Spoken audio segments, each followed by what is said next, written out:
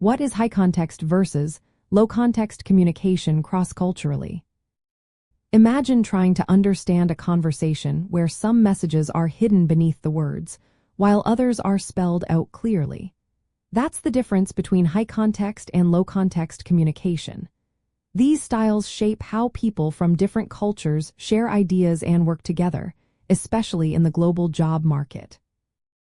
High context communication depends a lot on unspoken cues, shared experiences, and relationships. People relying on tone of voice, facial expressions, gestures, and the overall situation to understand the message.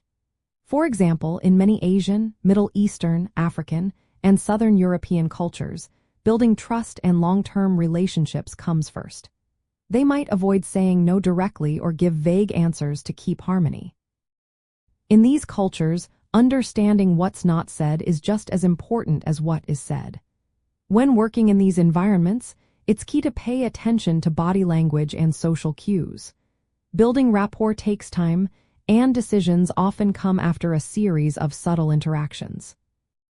Low-context communication, on the other hand, is all about clarity and directness.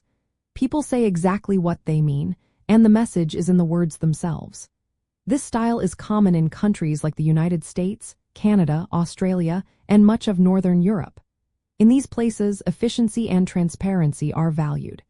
In a job setting, instructions are clear, and expectations are spelled out in detail.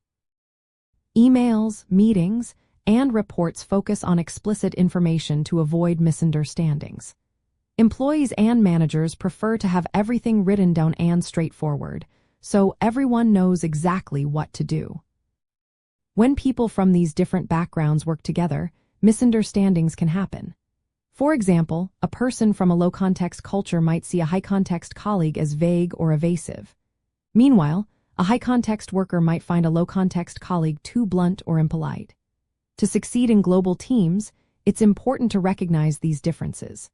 When working with high-context cultures, take time to build relationships and read nonverbal signals.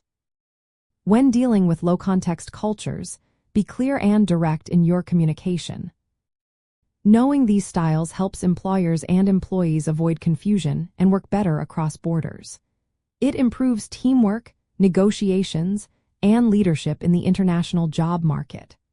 Understanding whether a culture prefers implicit or explicit messages can make a big difference in how smoothly projects move forward and how well everyone collaborates.